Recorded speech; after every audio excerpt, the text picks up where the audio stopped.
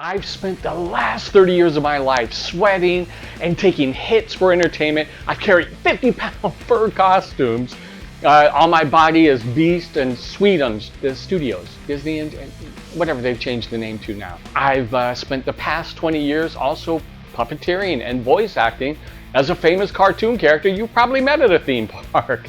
I played Jason Voorhees for Halloween Horror Nights for the ad campaign.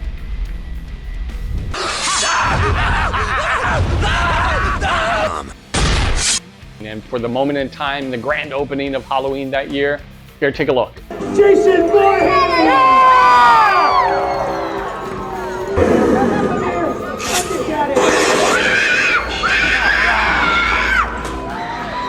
It was amazing.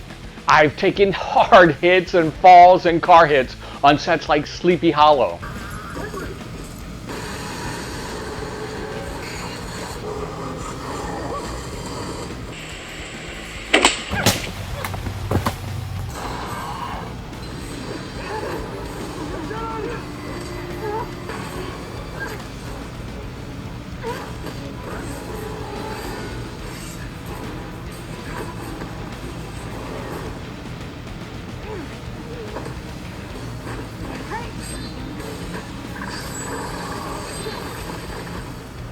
Burn Notice.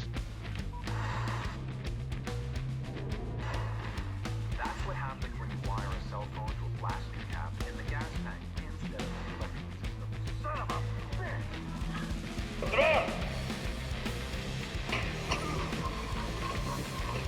bitch! I fought The Rock before.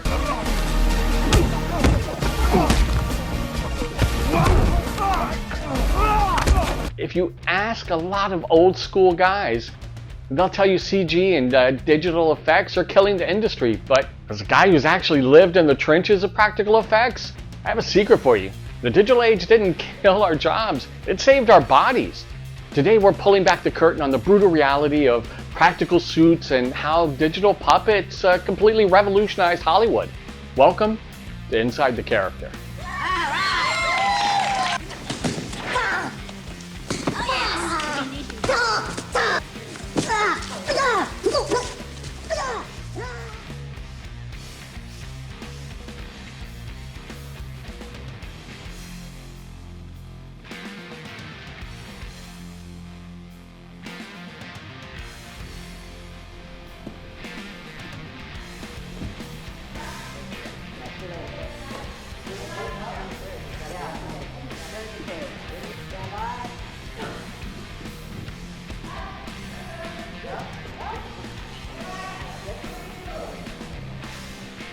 To understand why modern motion capture is such a miracle, you have to understand the sheer physical torture of the 90s character suit. When I was performing as Bear in the Big Blue House or Sweetums for Disney, it wasn't just acting, it was endurance sport. You're strapped into a 40 to 60 pound foam, fur, and fiberglass. The temperatures inside the suit can easily clear over 100 degrees. Your peripheral vision is completely gone. You usually look out through a tiny screen that maybe hung around your neck, or you have this much vision that you're trying to peer through. And that's why when you see Goofy, he's always swinging his neck. Yuck! Oh, Max! Yup. Sorry, I couldn't help myself. Anyway, you're effectively blind, suffocating, carrying the weight of a small child on your shoulders. And through all the physical misery, you still have to deliver a magical, larger-than-life performance. Then, you have the mental gymnastics of puppeteering. For 2 decades, I operated and voiced a world-famous interactive animatronic puppet for a major theme park. Operating a character like that requires a complete split of your brain. Okay, so your hands are driving the physical mechanics. The blinks, the mouth movements, the breathing.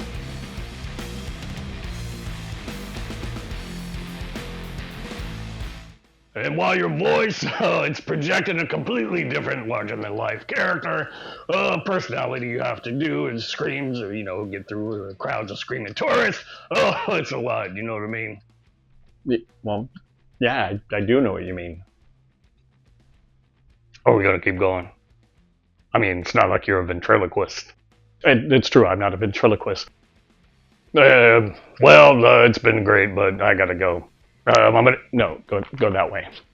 Okay. You are projecting a soul into an inanimate object.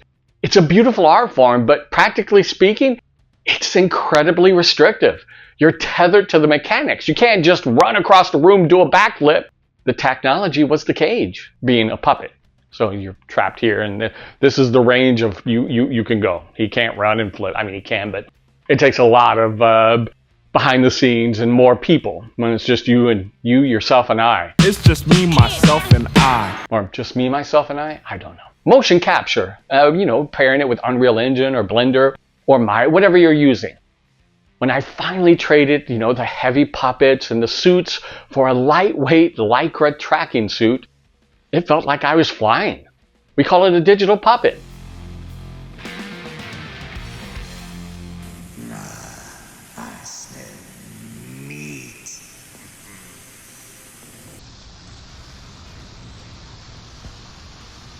All of those years learning how a creature shifts weight or how a heavy creature breathes, how to project personality through a mask, all of that instantly translates to the volume. Except now the cage is gone. So, like, say for instance, when I'm doing Jason Voorhees, a mute character might as well be a prop. You deliver that by just pure rage. He's just standing there, menacingly. That translates through digital puppeteering. I'm no longer restricted by a 50-pound animatronic head or a giant character suit. If the director needs the 10-foot-tall troll to sprint, vault over a table, and roar, I just physically sprint, vault over the table, and roar. My body is driving the fully rendered digital monster on the director's monitor in real time with no latency. Technology didn't kill the suit performer, the puppeteer, or the stuntman. It just gave us a vastly superior set of strings. You cannot code human intuition. Despite what they tell you with AI, everything, it'll get there eventually, but it still needs a human performance to drive it.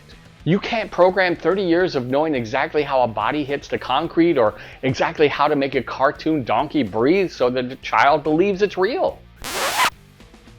By having robots trained in simulation, we get them to perform incredibly fun motions in what amounts to years of learning in the real world in just a few hours on a single computer.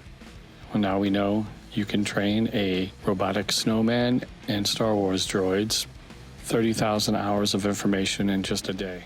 You still need the artist. The digital tools just remove the roadblocks so we can finally perform without the physical torture. This has been Inside the Character.